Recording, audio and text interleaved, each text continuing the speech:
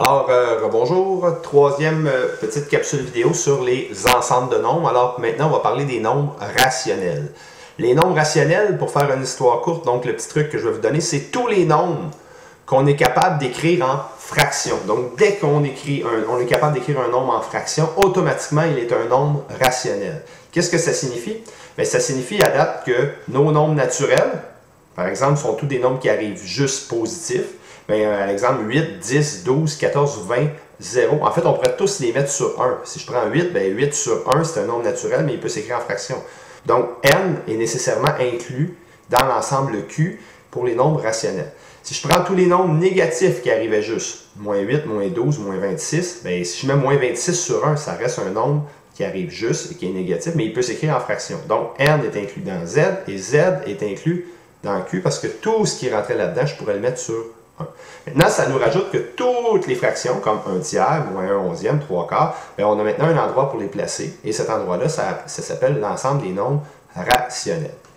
Le symbole, c'est un Q majuscule avec la barre doublée pour désigner qu'on a un ensemble de nombres. Dans le fond, la définition, ça dit qu'il peut s'écrire comme le quotient. Nous, on va utiliser plus une fraction, mais en fait, une fraction, c'est le numérateur divisé par le dénominateur. Évidemment, le dénominateur ne peut pas être un 0. On ne peut jamais écrire une fraction avec un 0, ça se dit on ne peut jamais diviser quelque chose par 0. Donc, c'est l'explication qui dit ton numérateur doit être un nombre qui arrive juste, donc pas de nombre à virgule dans une fraction, là, où A est élément de Z, et B élément de Z, le petit étoile veut juste dire, pour B, pas de 0 au dénominateur. On les représente par des points sur une droite numérique, donc si j'ai 0, j'aurai une demi, 1, donc tout ça, ce serait des fractions. Par exemple, par contre, entre le 3 et le 4, ou même ailleurs, je ne pourrais pas colorer, dire ben, tout ça entre 3 et 4 sont tous des nombres qu'on peut écrire en fractions. C'est vrai qu'il y en a beaucoup plus que ce qui est là, mais ce ne sont pas tous des fractions. Si je prends pi, ben pi c'est 3,14159, 9. Et là, ça part jusqu'à l'infini parce que dans le fond, il n'y a pas de fin pour pi et c'est impossible d'être capable d'écrire pi en fraction. Donc, pi serait un trou sur la droite des nombres rationnels.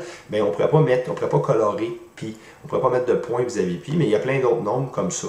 En fait, pi, puis les racines carrées, racines cubiques qui n'arrivent pas juste, sont des nombres qui n'aura jamais de périodique. Donc, automatiquement, on ne pourrait pas les écrire en fraction. Si je prends, en fait, je viens de donner une partie de la définition, là. Les nombres rationnels, donc les nombres qu'on peut écrire en fraction, possèdent une suite de décimales, si on les met en nombre à virgule, infinie, mais surtout périodique. Et si on a un périodique, bien, on a vu que tous les nombres périodiques, on a vu ça au début de l'année, on peut les écrire en fraction. Par exemple, un tiers, ça donne 0,3 périodique. Donc, même si c'est infini, les décimales, bien, à cause du périodique, il y a possibilité de l'écrire en fraction. Même chose pour moins 1 onzième. Si on fait moins 1 divisé par 11, on obtient moins 0,090909, donc un nombre périodique, encore une fois. Et 3 quarts, qui donne 0,75. Non, on n'a pas de périodique. Ben, en fait, ce qui se passe, c'est que c'est 0,75. Il y aura un 0, 0, 0, 0. On n'écrit pas ça, évidemment.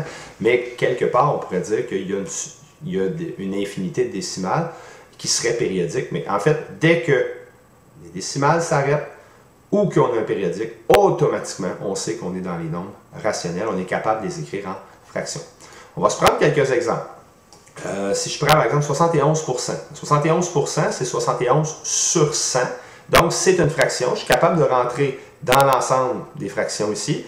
Maintenant, 71 sur 100, je ne suis pas un nombre qui arrive juste parce que 71 sur 100, c'est entre 0 et 1. Donc, je n'aurais pas le droit de rentrer dans Z. Il faudrait que je laisse mon 71% dans cet ensemble-là. Si je prends 2 tiers, même chose. 2 tiers, c'est entre 0 et 1. Mais 2 tiers, ce n'est pas un nombre qui arrive juste. Ce n'est pas 3 tiers ou 6 tiers. Ce n'est pas un nombre qui arrive juste. Par contre, si je prends moins 4 sur 1, bien, moins 4 sur 1, c'est une fraction, c'est correct. Par contre, moins 4 sur 1, ça donne moins 4. Moins 4 est un nombre qui arrive juste. Je suis capable de rentrer au moins dans Z, mais je ne peux pas aller dans N parce qu'il n'est pas positif. Donc, moins 4 sur 1 arrêterait là. 400%. 400%, c'est 400 sur 100. C'est une fraction. Un coût réduit, 400 sur 100 donne 4. Donc, c'est un nombre qui arrive juste. Et en plus de ça, il est positif. Donc, je suis capable de me rendre jusque dans les naturels. Finalement, un nombre périodique, évidemment à 0,433333, peut s'écrire en fraction à cause du périodique, donc il rentre au moins dans cet ensemble-là, mais il est entre 0 et 1, donc je ne peux pas rentrer dans les nombres entiers, ce n'est pas un nombre qui arrive juste, mais au moins il pourrait s'écrire en fraction, il arrêterait à cet endroit-là. Alors voilà pour les nombres rationnels. On retient tout ce qui peut s'écrire en fractions, que ce soit pourcent, nombre décimal, nombre périodique, ça peut s'écrire en fractions. Alors voilà.